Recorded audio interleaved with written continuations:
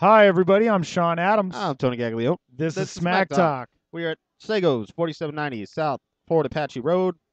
Going to talk a little EPL soccer, a little world soccer. Yeah, hold on. Hit So me up. the greatest PR stunt ever. So we've talked about on the show, and many of you know that FIFA was basically busted for corruption. People are handing out money, bribes, all that Busted good for stuff. that's an right? understatement, but yeah, go ahead. So the president, Sepp Blatter, decides he's going to step down, right? But he's still in that position now. The election is going to be February 26th of next year for the next president. Jack Webb was just extradited to the United States.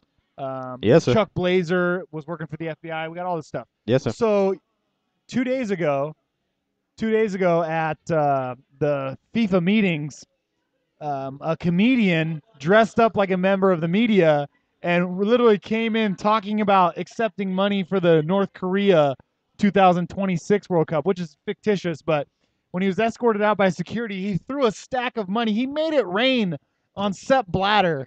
And the images are just, they're iconic. No, they're awesome. They're awesome. They're never going to go away because Sepp Blatter will forever be linked with the corruption. There will always be a picture of this dude getting stripperized with money raining down. And it was all singles. Here's the greatest little explurb, I guess, I heard in the last couple of days. The same girl came out on 60 Minutes talking about she was there with the corruption. Qatari. The Qatarian thing. Now, come to find out, the city of Qatar is no bigger than the state of Connecticut. No, tiny. I didn't know that. Now I know this. Little place. Also, there's less than 300,000 people that live there. Residents, yes. Residents. Now, 4,000 of those people on average will die making the stadiums.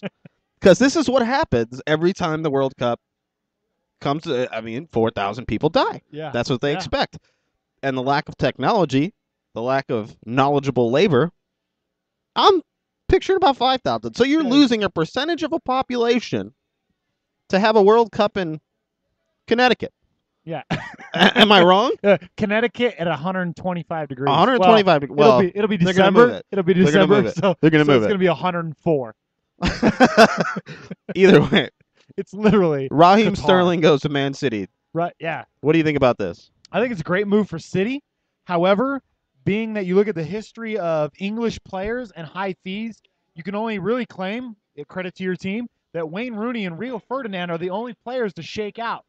Because if you look at the other English players like John Terry, Theo Wilcott, Jack Wilshere, stuff like that, they were raised at place. They were not bought, right? Wayne Rooney was bought for Everton. Rio Ferdinand was bought from Monaco. But those players were expensive at the time, like world record at the time, but they shaked out. You know, like Rio Ferdinand, he failed the drug test or he skipped the drug test. So it was this big thing. And he was younger. He turned out to be one of the greatest English defenders of all time. Sure. Andy Carroll was a bust at Liverpool. Stuart Downing was a bust at Liverpool. You could look at a lot of these players. Stuart Downing goes back down to Middlesbrough. Yeah, it goes back. That's not even in the EPL anymore. He's having sex with 14-year-olds. That's bad stuff. But he goes down. It's his hometown team. Whatever. You got to give him a little credit for showing a little bit of loyalty, I guess. But at the same time, Fabian Delph moves from Aston Villa. I have a problem with the Fabian Delph thing. To Man City also. He is the captain of Aston Villa. He literally comes out. There's rumors of him going to City. He says, no, I'm staying here. I can't wait to start the season. The next day, he's taking a medical for City. And Christian Benteke is gone also. Benteke has gone to Liverpool. They activated his $32.5 million clause. Now, that's a good signing. It's a great signing, but Aston Villa is getting torn apart. Yeah. Fabian Delph, Christian Benteke, all they have now is Andreas Wyman. Here's what I'm saying. I think for £50 million getting rid of Raheem Sterling and getting Christian Benteke for $18 million less, because you basically pocket $18 million. Yeah, okay. You're getting a better player. Will they be able to lure somebody to Villa to play in that spot, though? That's the problem. Okay, so because they're going to be near the bottom. Yeah, they're going to be a relegation scare team. So they you're going to yeah, they always are, but now they're losing their best player. Yeah. So now you have to lure someone in to take his spot and hopefully put up the 20, 30 goals or whatever he puts up every year. Okay, so they got okay, so here's the thing about Villa needs to take a page out of Southampton's book. They need to stop trying to replace these players with purchases. They need to say, we need to develop our youth system so that way when we do sell a player, we have somebody. The only unfortunate thing about that, Sean, is that their youth system is nothing right now. So it takes time. I know that, but I'm just and saying. like Southampton did it correctly, and they were in the championship division Yeah, for they built- how long? they built, Built, and then they had the next man up mentality and pocketed a lot of money. Yeah, and they just lost Morgan Schneiderlin to Man United, and they said, okay, we lose him for $25 million. We're going to sign Jordy Classy of Ajax, who's a very good young player. And they've done a good job of actually bringing people in on top of developing youth, because they pulled in Giovanni Pele last year. Pele, yeah. Graziano Pele last year, who was awesome, and they got him for what, $7 million? Yeah, $7 million. Yeah, so I mean, that's awesome. nothing. And I told you, hey, I called that. I told you that was a good signing because nobody knew him, but he's a goal scorer. I never heard of him. But here's the thing. So, yeah, Villa's getting torn apart, and they're probably going to get relegated. In fact, my boss, shout out to Chris Seymour, Englishman, he said Villa's going relegated. He said no more survival scares. They're going to be at the bottom pretty much all year long, which I don't disagree with them. It would take them some time to develop their youth academy, but they could do that in the championship. Here's the problem with Villa. They've never been relegated. Yeah, I know. And that's that money, they've always had that TV money. They've always had the EPL money. Even when you finish mid-table, you collect millions and millions of pounds. 65 million pounds on TV alone. Yeah, just for finishing mid to low table.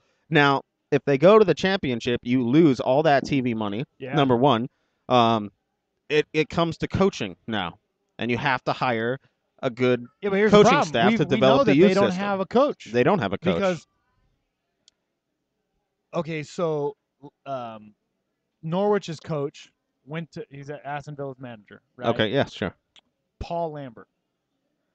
He's a good coach, but his thing is he needs, like when he was at Norwich the first year, right before he left. Yeah.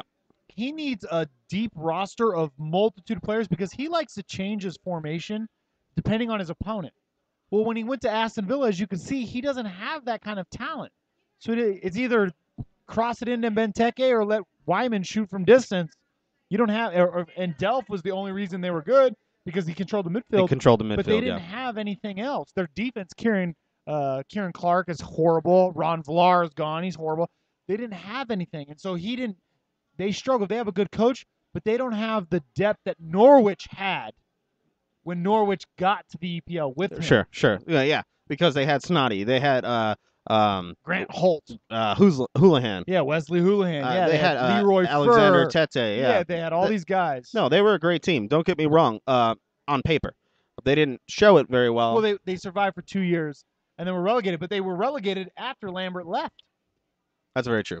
Well, that's what you see. I mean, you see teams like Swansea City come in, finish mid to high table. They lose their manager to Liverpool, and what happens? Yeah, well, I mean, they're not so hot anymore. Well, they still finished mid-table. Swansea's a good team. Real quick, because we're going to make the segment short. I'm going to come back and talk about baseball because I want that to be a long, drawn-out segment here. Hold on.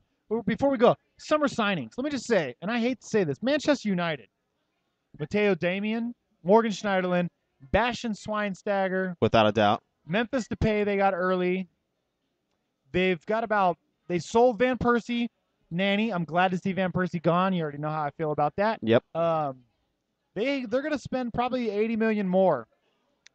Maybe 50. If I was realistic, 50. We're talking about a few things. The rumor mill in the EPL is the most disgusting thing to listen to on the face of the earth because when there's no soccer, that's all you talk about is the rumor mill. The rumor mill says 95 million pounds.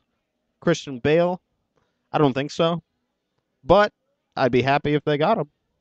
It's not going to happen. Yeah, see? I don't think so. You shake your head. Real Madrid's not selling that guy. Oh, Di Maria will be leaving by the end of this week to PSG. Yeah, I already heard that. That's $40 million. That's another pocket. Okay, that's a loss. They're taking a $17 million loss, but they're doing it because he's not. Do you see the midfield, though? No, but he's not the kind of player. He's not in the EPL. Santi Cazorla. Not in the EPL. Okay, so this is what I'm saying. He's a diver. Cazorla went from the La Liga to the EPL. That's his style. No, and Di Maria's a diver. Di Maria's a diver. And they don't call fouls on that crap in the EPL. It's a little bit of a tougher league. Top 4 next year, any order. Don't give me your 1, 2, 3, 4. I'll give you the top 4. Chelsea, Man City, Arsenal, Man U. I'm gonna say that Man City is below Get Liverpool. out of here. You're losing your mind. I'm going to say, and I'm not going to give you an order, but I'm going to tell you Chelsea's the people to beat. Chelsea, Arsenal, Man U, those are going to be the 3 strongest teams in the league. Sure. Liverpool and Man City are going to be fighting it out for Champions League. Okay, give me your surprise team that's going to come up this season and maybe make Europa. Okay, I'm going to say Newcastle. Just because they got a lot of money. Is that what you're saying? Well, here's the thing about Newcastle, and I explained this to you. No, we talked about it. We talked about it. Newcastle has a down year, then they come right back the next year, and they have a great year. Sure. And I'm going to go only on that basis because last year they were in the relegation struggle. Next year they're going to be a lot better, and because they don't do much. They keep the same core of players. It's just about coaching. Newcastle's all about coaching. And Pardew was horrible. Well, Pardew had gambling debts. So as soon as that was paid off, they got rid of him to Crystal Palace. Okay, I'm going to save Crystal Palace. I'm going to give you Everton. I'm going to give you Romeo Lukaku, and I'm going to give you a Tim Howard that's focused only on Everton. Ross Barkley, my favorite young English player. Okay, so I'm going to give you Everton. They go back up because they finished near the bottom last year. Okay. Maybe hits Europa League this year. I like that.